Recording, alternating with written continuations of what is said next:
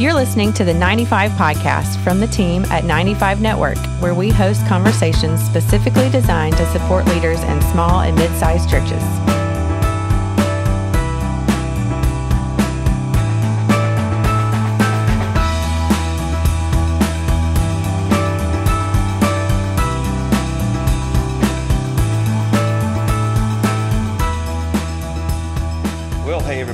Welcome back to the 95 Podcast. This is Dale Sellers, Executive Director at 95 Network, and just hanging out today with my wounded friend, Tim Walker.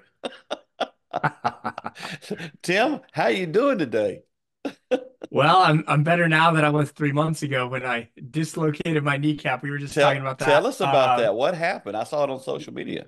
Yeah, we were just talking about that off air. So back in August, I suffered a dislocated kneecap, which was pretty excruciatingly painful, but had reconstructive knee surgery in September and been doing loads of physical therapy and all kinds of stuff since then. So thankfully, I am on the mend. And I am being the model patient to make sure that this never happens to me again. I got to ask, how does one dislocate their kneecap if they're not playing football? Yeah, so I don't have any big, crazy, awesome stories surrounding it. This was actually a re-injury from an injury I had in college. And so I was injury? literally, yeah, something like that. So I was literally just walking through my garage and my kneecap just exploded. And Really? yeah, it was Were you a carrying something? freak non-contact injury. It was pretty Wow, what we see it man. on the football field sometimes All with the athletes, time. Hmm. but it can happen in a garage as well. Well, we've seen several. I'm a Clemson fan. Over the years, I've seen several Clemson players who were just like dropping back to pass or running just by nobody touched them, and they fall down and they're out for the season. So it's weird, strange. Probably the problem is though you've been going too hard. You've been working too hard. Is that what the case is? I don't think so. I had just gotten back from a very leisurely bike ride. Thank goodness it didn't happen in the middle of a bike trail in the Oh, woods. yeah. Well, that kind of leads into what we're talking about today, because you were on just a few months ago talking about your conference that was coming up. I'm assuming it went really well. But today, you had mentioned something to me about helping us go on vacation, and I'm like, okay, this is probably too good to be true. So Yep, take a yep. moment and kind of set this up a little bit. Tell me what this is about today. Yeah, yeah. Well, I just want to say thanks for having me back on the podcast. Over the years, we've had some really cool conversations Yeah. about church planting, urban ministry, disciple making movement. And the reality is, all of the things that all of us are on the front lines of in ministry often carry with it a high amount of stress and a Yep. low pool of resources. That's been my life in ministry for, 13 years now. So a little bit of context who I am, where I'm from, if we have not met before. I am the lead pastor of Restored Church, a 12-year-old church plant in Wilkes-Barre, Pennsylvania. So if you're a fan of The Office, Wilkes-Barre is located just south of Scranton. So I've been here for a number of years, particularly we are an urban church. And so one of the realities that produces is the average person in our church gives $20 or less per week, which means the reality for my family in ministry is, in all technicality, I'm full-time in Yep. ministry. Mm-hmm. But what that means in reality is our family barely makes enough money to live on. So we've never really made enough money to travel. And Mm-hmm. so the story behind this conversation is, for years in ministry, I always felt this high stress, low resources tension in a very personal way that Sure. we need refreshment, but man, it just feels like we need to beg, borrow, and steal every year just to get a little bit of a breather. Well, especially right Um, now when you got Dale yelling at you that you need to take a Sabbath and sabbaticals and all that stuff and yeah, replenish. And so it's like, yes, come on, dude. yes, those things are important, but those things are also costly Yeah. at times. And so, we for years we went the route of trying to score free pastors' housing. And as thankful as I am for those in some ways, those also have some pretty big limitations. Oftentimes they come with a short time frame. Mhm. You're lucky to get a night or two, maybe a weekend, rarely a full week. Availability is limited. I often found that some of the best ones you have to call 12 months in advance the day that you Mhm. want to start your trip and hope that you're the first one through. Yep. Also found just quality, to be perfectly blunt, is pretty Yep. hit and miss. Man, we had some really nice, refreshing places. And on the other end of the spectrum, we literally suffered through some mold-filled, mosquito-infested places as well. So what happened was it got to the point where I was like, the frustration level was like, I just can't keep doing this. Like Yeah. it is discouraging. It's exhausting feeling like I can't even take my family on a halfway decent vacation. I I do get it. not want my two little girls to grow up, graduate from high school, be sitting around a dinner table at as an adult and say, "Yeah, you know what? We got some pretty crazy stories because our family could never afford vacation. My dad took us to some like really, really dumpy places over the years. Like that is, those are not the type of memories I'm trying to create as a dad." Yeah. So I ended up discovering this thing called travel hacking. Travel hacking is a strategic process in order to generate thousands of dollars in free travel, which right off the bat, I thought it sounded too good to be true, Yep. but I was desperate enough to take a risk. I was frustrated enough to give this a shot. Good. And so I did. And what I found is in my first 9 months, I earned 1.2 million travel rewards points. So that now we no longer were restricted in our ability to travel. Now our family had the freedom to travel to and stay in incredible places. Really. Yeah. And so really travel hacking changed everything for us. Well, the reason I became interested in this was Dan Nichols, who just was on the podcast, who's, a mutual friend of ours. Dan had used this, I believe, and just come back from a really Mhm. great vacation and was just talking it up. And so I'm Yeah. like, I fired off an email to you going, what is this all about? And then I've been so busy trying to finish my house, which, by the way, I need about 4 months of vacation one time I get through with this process. But I was very intrigued. So walk us through this. One of the things that uh, I'm speaking to more now, more bluntly than I ever have before, is just this attitude that exists within pastoring, within pastors and staffers, but also within congregations that, pastors should just take the leftovers that I guess there's this thing where some people believe that we have this vow of poverty thing we're supposed to be doing. And Mhm. that's not true. But I love how you started this conversation because it's really about your family. When Mhm. I pastored the small church that I pastored for 12 years, the first year I got up and announced it, and we did it every year that our family was going on a week-long vacation. And I couldn't afford it, but I made it Yeah. happen. And so you have to make it a priority. It doesn't just happen by itself.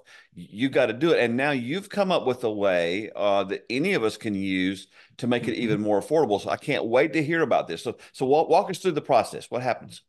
Yeah, absolutely. No, Dale, I think you're especially right. I've appreciated you've been a leading voice for soul care. Yeah. And that's something I really believe deeply in. One of my soul care mentors said to me once, he said, "Hey Tim, one of the things you have to realize in ministry is that a persistent state of lacking eventually deteriorates your soul." And that's true, That's a not great quote, man. not just with time. That's true with money. When you just Mhm. don't, when you're suffering through like just barely scraping by, like, and so yeah. So Tim, what I lived is? that way for years. Mhm. Years. It led to heart surgery at 53 because of all the stress that was related to me. And it's all interlocked, whether it's financial stress or whatever. I didn't feel like I was taking care of my family well. In fact, if you look at my book Stalled, there's a place in there where I show a diagram that I had in my mind I looked at three things in life that I felt like were three things that I should focus on. One was my ministry, one was my family, and one was my personal walk with God. And I never felt like at any time that all three were doing great. Yeah. So I always felt like Yep. if I was doing good in two areas, I was suffering in one area. And so I carried all this internal stress, and I know pastors carry stress. And so I Mhm. cannot wait to hear what you have to say. Yeah, absolutely. So the question then becomes, what is travel hacking? And I'll say right off the bat, that word hacking for some is triggering or alarming. Like, wait, hold on. I thought hacking was bad. I have friends that get their Facebooks hacked, my email gets hacked. Yep. Okay, so but the reality is, hacking isn't inherently bad. So we Okay. all have life hacks that we live through. And so the reality is that the hacking is simply a strategic process that makes something more efficient. And Gotcha. so we all have life hacks that we operate with. And so travel hacking is really a strategic process of layering and leveraging credit card rewards for free travel. And I'll Okay. say right off the bat, there's no timeshare pitches. There's no pyramid schemes. There are no bait and switch gimmicks involved in it.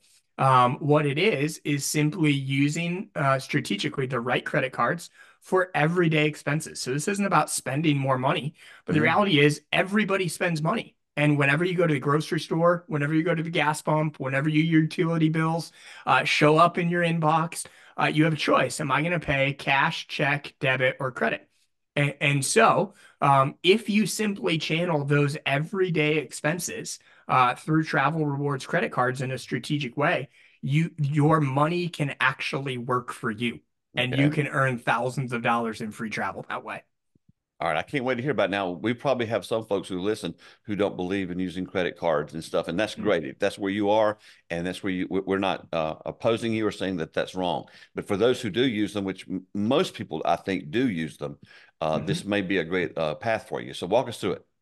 Yeah, absolutely. So, to those people that have that caution or concern against credit cards, Hmm. the Dave Ramsey types, Hmm. I would say, to be clear, I never pay interest, I never pay late fees. I am paying off on time and in full whatever I spend. Okay. And so it's not about spending more money; it's just about using the money you already spend to generate it. So, Have you uh, used them for a long time in your life, or is this new for you?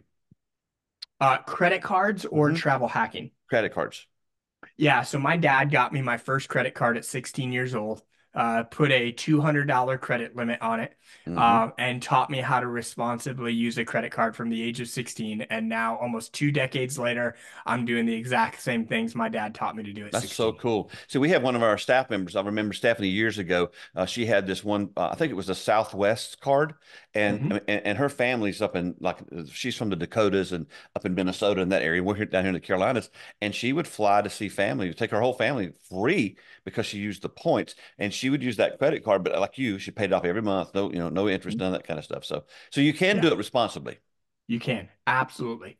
Yeah, and really there's also no one size fits all True. pathway. So it really depends on what type of traveler are you. Some people absolutely hate airplanes and they're never going to step foot on one. That's totally fine. Yeah, that's not me. Some people prefer hotels, other people prefer all inclusives. Yeah. Some people would much rather go on a cruise. And so what this does is this puts an entire pool of resources at your disposal Okay. to figure out how do you want to best use this. All right. Um, yeah. So really what it comes down to is signing up for the right cards in the right way. So it's not some people look at it and they go, so what, am I gonna have to sign up for 10 different credit cards? No. I'll No. give you a great example. The card that I recommend everybody start with, here's my freebie for all the listeners. Hmm. My the card that I recommend everybody to start with is the Chase Sapphire Preferred card. Okay. So if you get that card, and you spend $4,000 in your first 3 months, then you get 60,000 bonus points with that. Okay. Um, then, extra trick, if you're married, don't add your spouse as an authorized user on that card. Actually refer your spouse to get the exact same card 3 months later. Okay. So now you're not just getting 60,000 points, you're getting 120,000 points, which cash value, if you say, hey, I don't want to travel, I just want cash back, that's $1,200 right there That's that you cool. could get just by signing up for you and your spouse to get that card. Now, the reality is cash back is the least valuable way that you could use those points. Mm-hmm. There's a key principle that I often teach people. Not all points are created equal. Yep. And so, there's 90 different travel rewards credit cards on the market. Wow. And every single one of them have entire marketing departments trying to convince you that you should get theirs.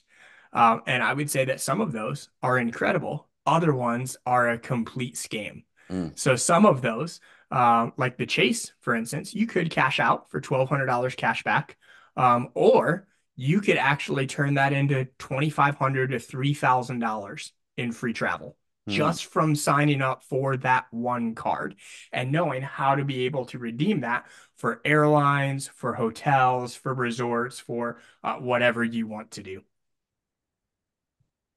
So, are there other cards that are as good as that one?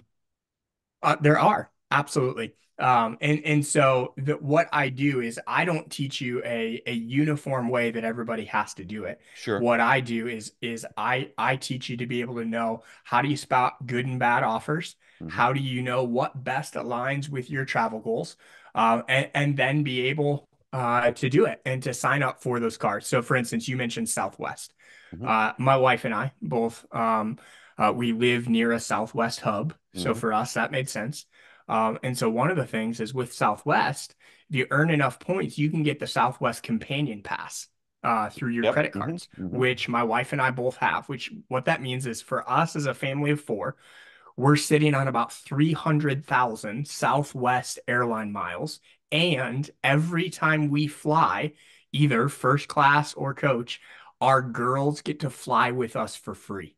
That's so cool. As a part of that, which Yeah. is cool. So like we're planning a trip to be able to visit family across the country. And my wife and I will book our tickets with points, and our girls will fly for free, which is really cool. So let me zoom out and kind of give kind of a picture of what this could look like. Okay. Because some of you are starting to wonder, like, hey, what could I actually do with well, like what's the outcome that this would get me? So Dale, Yeah. you mentioned our mutual friend Dan Nichols. Hmm. Dan and I started a church together. He's my best friend. When I first got into this, I said, dude, this is awesome. You need to get into this. And Dan rolled his eyes at me and was like, dude, I am not going for that. That sounds I like can no see way. him doing that. I can see that. I can So see if that. you're the too Absolutely. good to be true type, Yep. Dan was too. Yeah. But here's what I changed. guess that's why I, this got my attention is because he endorsed yeah. it. Yes, yes. So I just kind of let it go. And after a while, he started telling me how he and his wife wanted to take a trip to celebrate their 10th wedding anniversary. Hmm. And so, Dan and I are best friends. And so, in a little bit of like a prodding way, I sent him a couple of pictures of like all-inclusive golf resorts.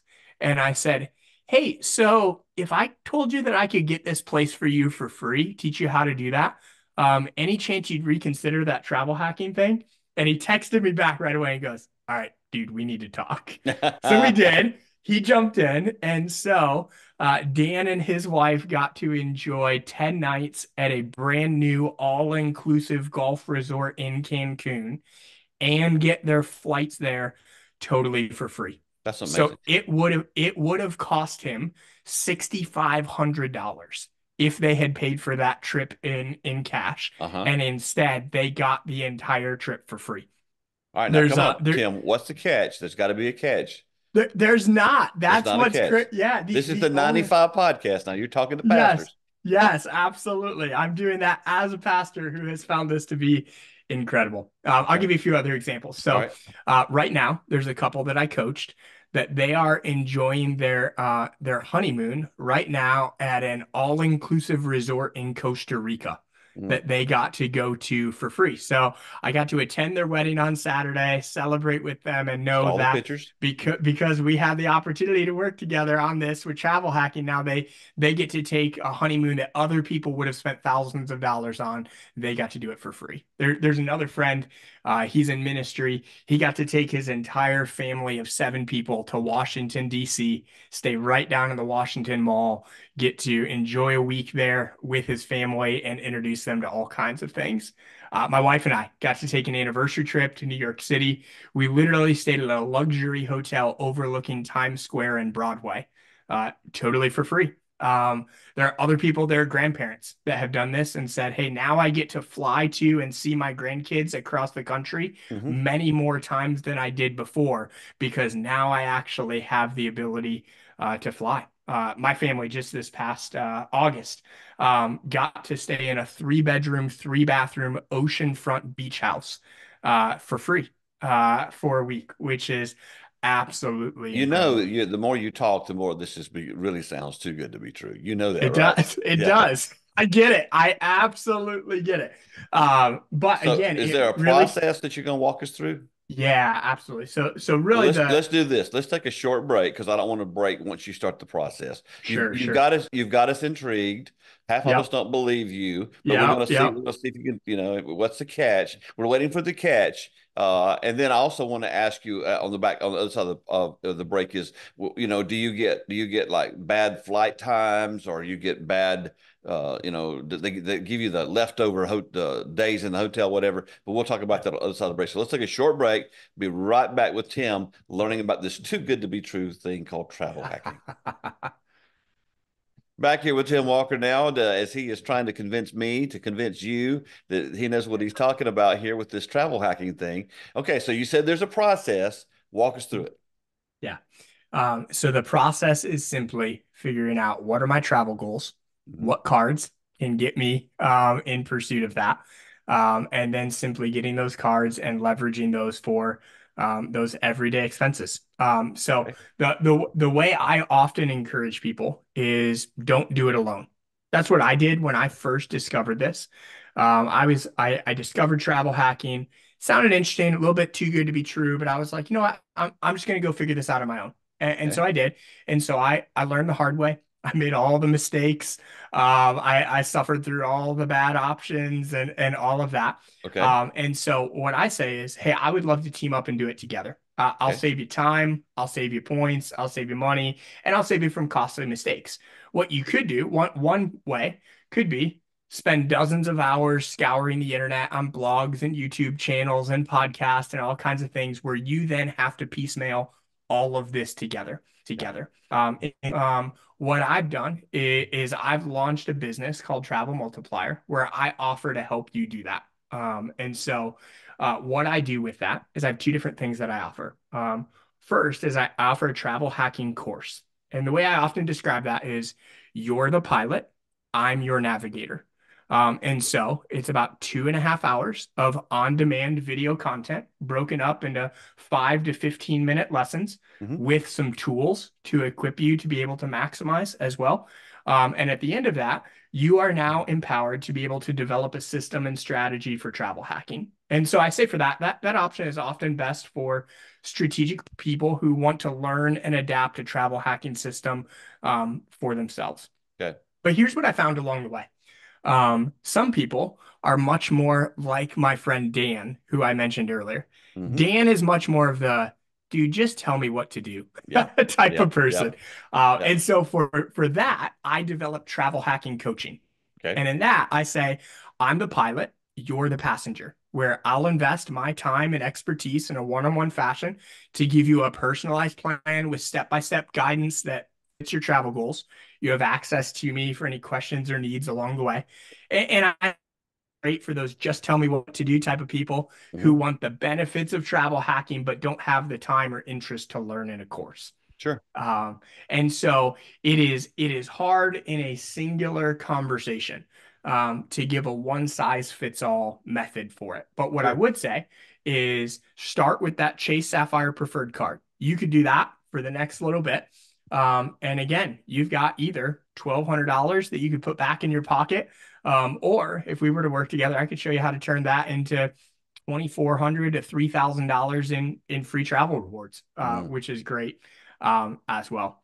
But I would love, Dale, to kind of circle back on some of those skeptical questions you were Okay. talking about, thinking through like hey, Okay, what so I travel a great deal and have since I do 95 Network, and I've got cards that reward things. I've got Sky Miles card because I fly Delta, and I've got a Mhm. Marriott Bonvoy, I can verify how the points thing works because we've been on some really nice vacations Mhm. on my points, and so Yeah. they do build up. Now I travel a lot, and I Mhm. also get a companion certificate with my airline card every year. So Gina and I get to go somewhere, and I've got a lot of sky miles built up too. Yeah, So, and what that means absolutely. is when, something personal comes along, I can take that and head out, and I don't have to pay for a plane ticket. But there are times that you go to book it, and it's like they won't let you book the main block that you could book if you were paying cash.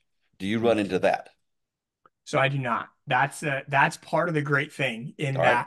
that you don't have to suffer through budget travel. Like I don't do any of those low end airlines, motels, any of that like I No, used to no, no. have to when I Neither was a do I. pastor scraping by. The other thing is um, what you don't have blackout dates, you don't have limited options. Okay, that's what I want to know. Basically what the points are, the points are think of it like a travel currency that you Hmm. have. And so you're able to use those points to pay for all of the same things that you would have paid for in cash. Okay. You simply get to do that. So there's no blackout dates. There's not like a super limited availability along the way, which is really nice. Do you have to pay an annual fee for the card? So it depends on the card. And again, you have to weigh out the value on Hmm. that. Most of the cards that I have are no annual fee cards. There are Okay. a couple cards where I've said, hey, that's worth the annual fee because that's getting me a significant amount of benefit from that. One card got me free TSA pre-check and global entry, Hmm. along with some airport lounge access. And I was like, hey, that Well, was see, I great. have like with my Sky Miles card, I pay an annual fee, but I get to use the Sky Miles Lounge when I'm traveling, and the benefit of that isn't just to be able to get away from everybody. There's great internet, there's clean restrooms, and there's free meals. And if you've Yeah, ever all bought you a can eat meal, and meals. oh, listen, if you've ever bought a meal in an airport, you can just go get a burger and it's $25. And so because I travel as much as I do, the fee that I pay is absolutely it's minimal compared to what I would pay, and then I would suffer from the just not being able to use the internet and that kind of thing. Have a quiet place to work because sometimes I have 3 and 4 hour layovers in airports. Mhm. So, but there Yep. is a fee. I have to pay a fee for the American Express card, but the benefits outweigh the fee. So I want to make sure people know that can be a thing, but it actually, like you said, it can actually still you come out ahead. Yeah, absolutely. So let me answer the top three skeptical questions, and then Dale, I'm curious if you have any other questions, you can Okay. throw them Okay. out. All right. But number one question I get is, will this mess up my credit score? The answer is no. Actually, the what most people miss out on is actually signing up for a new credit card. Over time, makes your credit score go up. The Mm. majority of your credit score is not dependent on how many cards you have. The majority of your credit score is contingent on how many on time and in full payments that you have. And And so it keeping your makes you, balance below 30%. yep, That's exactly. huge. So That's huge. yeah, yep. So that's really good. Oftentimes people ask, okay, so do I have to sign up for a bunch of cards? Like, am I going to have to get 10 different cards just to get one vacation? No. The average person, average family signs up for 2 to 3 different cards in the span of 12 months that fits their travel goals. Hmm. Really, quality matters more than quantity. So I hope you not sign up for a bunch of cards. I hope you sign up for the right cards That's a good idea. that end up giving you thousands of dollars in value. The other question I get is, okay, do I have to be a high spender? Absolutely not. I'm not a high earner nor a high spender. Yeah. But like, so for some people, Well, when they hey, let's hear, define what high is, though. I mean, with there's a broad yeah, spectrum yeah, of what are you saying when you say high spender? yes. What's it So all mean?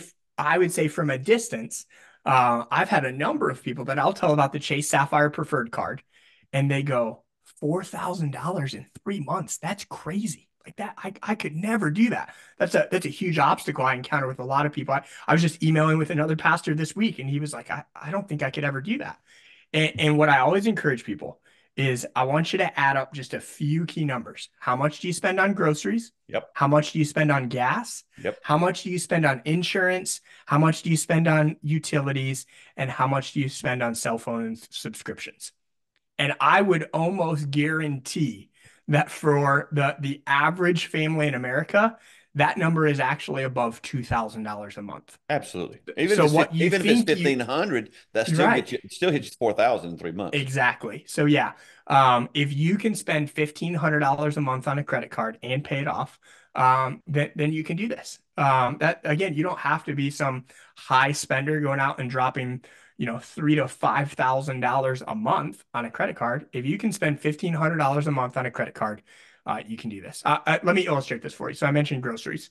My wife and I right now are working toward a 10th anniversary trip to Europe next summer. Mhm. So we got a particular card that gets us 10% back on groceries, which, okay, full stop. That's amazing. Like Yeah. 10% back on groceries is amazing.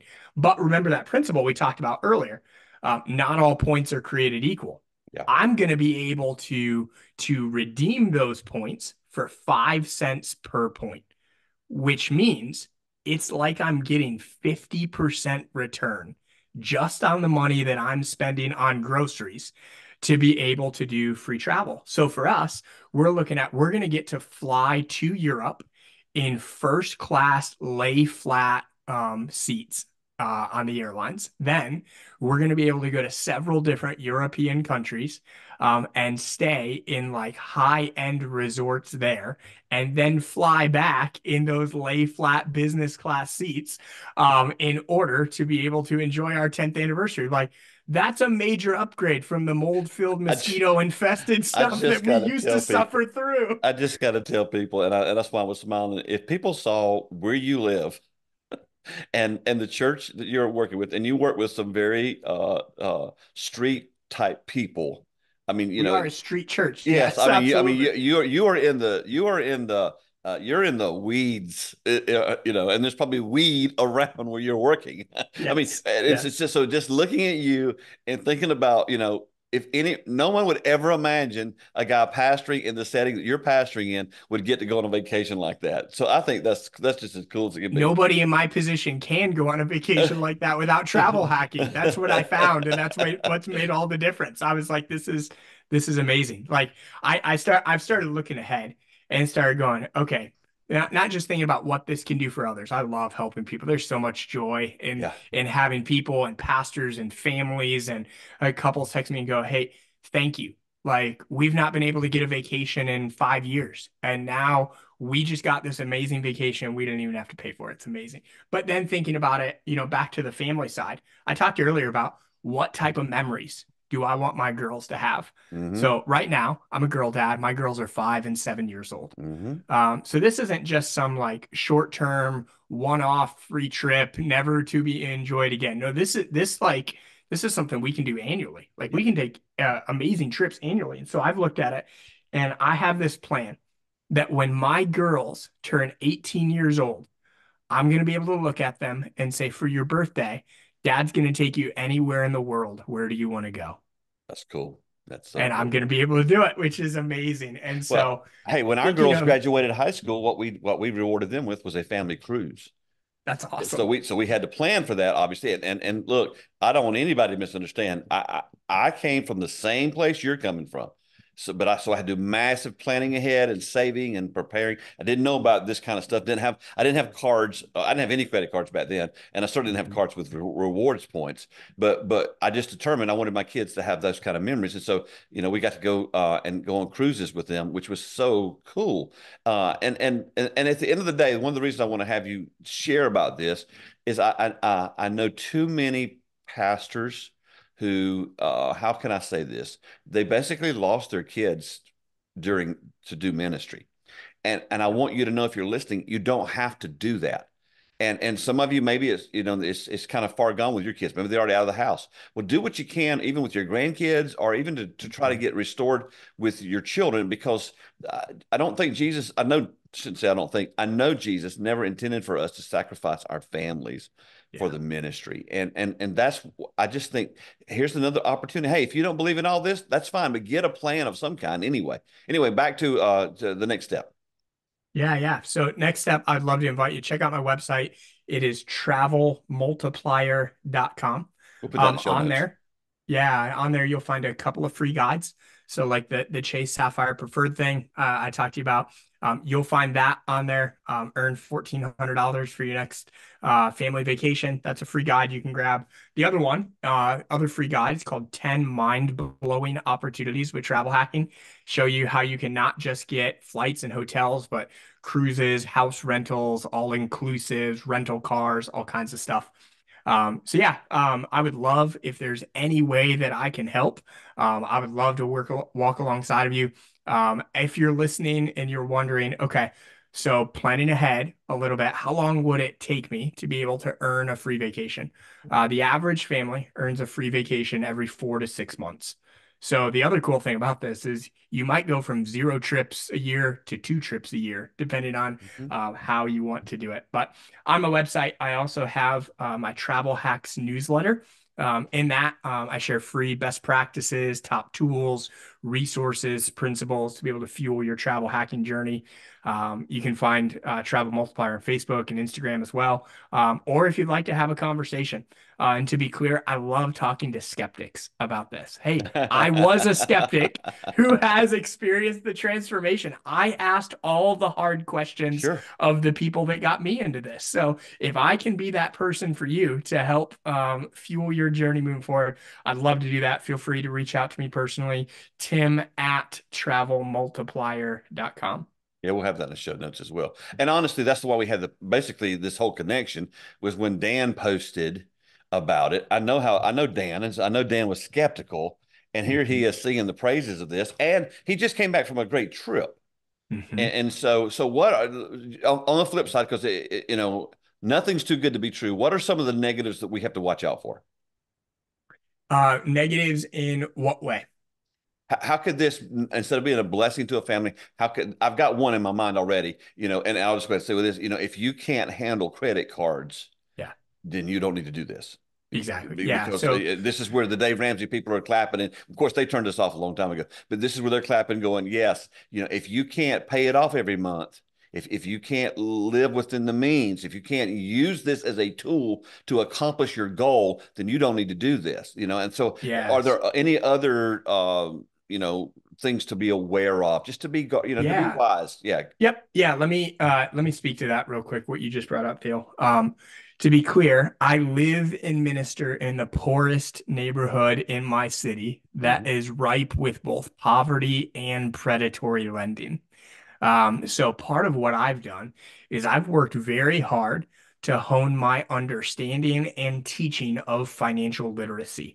So Okay. if you were to teach my class, or if you were to take my course, if you were to bring me on as your coach, you're not just getting travel hacking training. I'm also giving you financial responsibility tools as well, Okay. budgeting tools, walking through auto pay, all of those things to ensure that you don't end up paying more in interest and late fees than you gained in some travel Mhm. rewards. Every That's person one that of my I've big ever worked fears. with, Mhm. yes, every person that I've ever worked with has been equipped and effective in paying off everything in full and on time, to make sure that they're not overspending. I care And, about that and and very I will deeply say and this work very too: much at if you that. do that, they're going to raise your credit limit too. So you Mhm. just have to be aware. If you have not gone down this road, if you do a good job with it, they keep giving you more freedom. And Right. and freedom's great as long as you don't go and put yourself in Freedom prison. paired with responsibility is fantastic. Yeah. What are So other second, drawbacks? Yeah. yeah, second drawback is if you impulsively jump into this and grab the wrong cards and jump into the wrong programs. Okay. So I'm going to name drop one. Yeah. I did this early on with Hilton. Okay. And I found that the Hilton rewards are actually only worth half a penny a piece.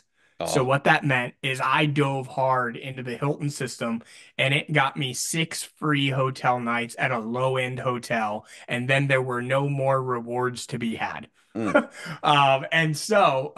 Impulsively jumping in to the wrong programs or the wrong ways. That's why I often encourage people, don't do this alone, Yeah. because some of those mistakes, they do have consequences. If you're not clear about where you want to go, if you don't know what better options are out there, you'll Mhm. end up settling for something way, way less valuable. It popped in my head, and if you want to speak to this, you can, and you don't have to, but like Capital One's always advertising their venture card and talks about the Mhm. Sky Miles and all that kind of stuff. Do you know anything about it? Is it a good card? Yeah, so I have the Capital One Okay. Venture Card. Okay. And one of the unique things with that, most people don't know this. Capital One doesn't tell you this. I'll teach you how. Those Capital One points can actually be used for house rentals. Really? So many families will go and they'll spend hundreds, if not thousands of dollars on Airbnbs. Mm-hmm. And to be clear, Airbnb and Verbo have no reward system. You will always pay cash for those. Yep. But there are others that don't. So, for instance, Vacasa Mm-hmm. is the house rental arm of Wyndham, or Homes and Villas with Marriott, I've or seen, yep. Homes and Hideaways with Hyatt, all kinds of ones like Mm-hmm. that, where you can actually do house rentals. So, for instance, that 3 bedroom, 3 bathroom oceanfront beach house that my family enjoyed just a couple months ago, we got that through Wyndham points, which are available through Capital One. So that can be a great card. Here's the caution I would say. Um, Capital One is a great card to get down the road. It should not be your first card, Okay. because if you get the venture card first, there are now other cards you can't get. What And does that mean? so meaning that if you get the venture card first, there are other credit cards that will say, "Hey, I'm sorry, you've already got this card, so we won't approve you for ours." There's so Really? many different, yeah, there's some Hmm. really interesting nuances like that out there. That signing up for not only the right cards, but signing up for them in the right order is the difference in thousands of dollars in free travel. So you might be watching football on a Sunday, Capital One commercial comes up, that lounge looks pretty sweet. You go, "Hey, I want to Yep. grab that." Yep. And if you grab that first, now you might not be able to get some other ones that you could have gotten if you had waited on that. Those are all the tricks and tips. Here's what I would say. For some of you, when you start to hear some of this, you start to go, and see, this is why I don't get into all of this, because it is way too complicated. Yep. So here's the good thing about working together on this. You don't have to learn all of that. You just have to follow it. Yep. And so you don't have to go become some like credit cards, points and miles expert. I'll be the expert for you. And I'll just make sure that you avoid the common mistakes that most other people miss, which is why most other people miss out on the rewards as well. Okay. Well, I've known you for a long time. You're a man of great character and integrity.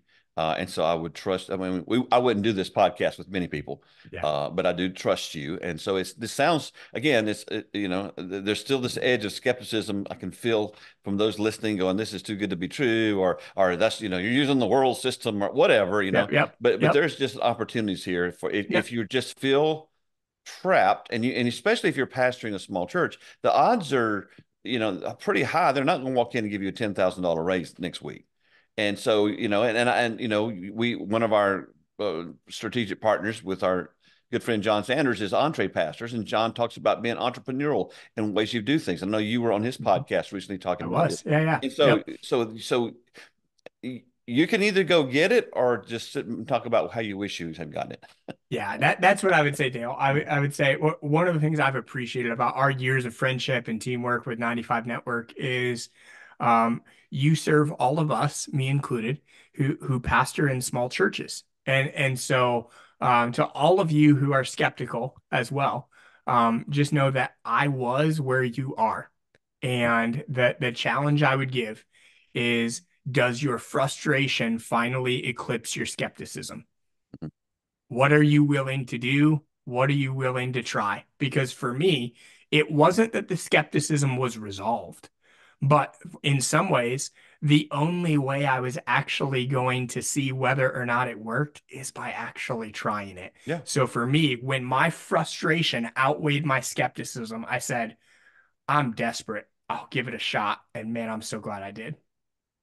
I've been thinking lately because we've done a lot of soul care type things or stress relief or just trying to care for pastors. Sometimes I feel frustrated that I can't do more or know what to say. We offer the soul care conference, but honestly, sometimes we don't even get to do the conference because not enough people will sign up to come, and because they're so busy, which is that's another podcast.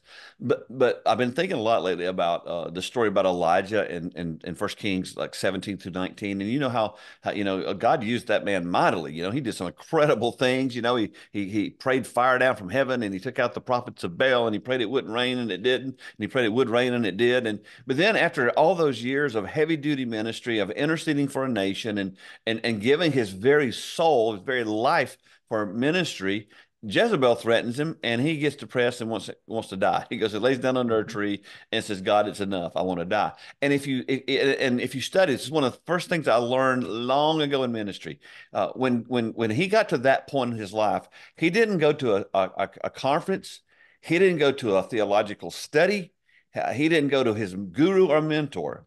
The first thing that God did was God sent an angel to help him and said, "Listen, first of all, you need to sleep, and then you need to eat, and you need to sleep, and you need to eat, and then you can go on the journey and begin to work through your stuff."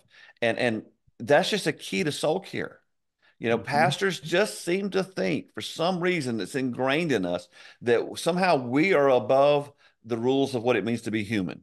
And because most of them won't Sabbath, most of them won't take a Sabbath, most of them wear themselves out. And so if you're skeptical now, what I want to ask you to do is look inside yourself and decide, is my skepticism is it coming from a place of exhaustion? Or if it's the Holy Spirit saying stay away from this, then you stay away from it. But if it's just your own skepticism because you're exhausted and you can't think straight, maybe you need to go eat and sleep for a while. Yeah, no, I remember, Dale, when I first learned about soul care, I was 4 years into ministry. Nobody taught me about soul care in Bible college. Yeah, I first encountered soul care almost a decade ago. And I remember soul care was a desire, but it was also a discouragement, because what I very quickly learned the hard way is there's two components to it often: time and money. And I figured out the time thing, but then I didn't have the money to actually do anything meaningful and memorable. So I would scrounge through these low quality places. I would go away to these low quality places and come back more drained than I left. I can't tell you how draining it is. Because see, the first 10 years that Gina and I were married, we were on the road with music groups, Christian music groups. We did 1,100 concerts all over the country. Yeah. And some of the places that people put us, the worst story I can tell you is one night, two of our girls, we had two single girls that traveled in our group. This family volunteered to keep them, and they kept them in their home. And in the bathtub in their home were 8 puppies. What? And the home looked like it had 8 puppies in it. That's all I'll say about that. And it's just like this mentality exists toward pastors. Not everybody's this way, but sometimes it's like, oh, well, if you're in ministry, this is good enough. Or if you're a missionary, we're not going to give you a love offering, but we'll give you our old ties or something to wear with your suits. And we've got to break out of this mindset. If we aren't healthy, we can't create healthy churches. If our soul isn't healthy, we can't have healthy souls within our congregation, because we will model for them how to continually live unhealthy. And so that's why I wanted to have you on, to help at least give people an opportunity to find something new. Yeah, and I think that opportunity word is really key. I want to say one last thing. What I found is travel hacking isn't about just creating opportunities. Sometimes it's about meeting needs. So this has been a really hard year for me with the knee injury and other things. But this past summer, my 36-year-old cousin, who was like my brother growing up, dropped dead of a heart attack in his sleep. And so life shattered. And I had to figure out, how was I going to get our family across the country as quickly as possible. You did the funeral, didn't you? I did. Yeah. I preached the funeral. But I didn't want to be so pressed for money that I had to cut my time short.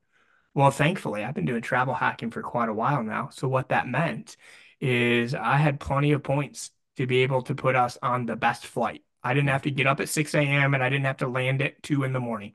I got us primetime flights for free. I got our family a really nice hotel with a pool for my girls. I got us all kinds of nights for us to be able to linger with family and be present in the midst of that strategy. I totaled it up afterwards. That trip would have cost me $3,000 if I had paid for that in cash, which I don't have anywhere close to that type of money to be able to spontaneously spend in a moment of need. Yeah. But I did have the travel hacking opportunity to where, yes, it's created some really great opportunities for refreshment. It's also created opportunities for us to be able to meet needs and be present and linger within those without the stress of money as well, which has been absolutely huge. I thank you so much for taking your time to learn about this and then your willingness to share it with others. And so obviously there's a coaching element that you provide. And so we'll have the show notes with all the contact information of how people can learn more. They can sign up maybe for your course or your coaching. But I just hope that at least if you're skeptical, check it out. Yep. If you're skeptical and you check it out and you don't like it, you didn't lose anything. But if you're skeptical, you check it out and you go, wait a minute, this is the real deal. And then also, if nothing else, call Dan and talk to him, and he'll endorse it. Man, thank you so much, Tim, for your time and for what you're doing and for your love for pastors and ministry families. Yeah, thanks so much, Dale. I appreciate it. So I probably should have mentioned this earlier, but just one last thing to all the skeptics. I offer our full money back guarantee on the whole thing. So if you get into it, you try it, and it didn't work for you, like you didn't lose anything in that way either. It's just win-win-win. That's all it is. It is. Thanks so much, Dale. I appreciate it. Appreciate you. Thank you, Tim. I appreciate it. Thanks for listening to the 95 Podcast. We look forward to sharing another episode with you next week.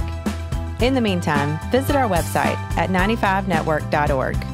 The website is loaded with great resources created for small and mid-sized church leaders. Until next time, have a great week.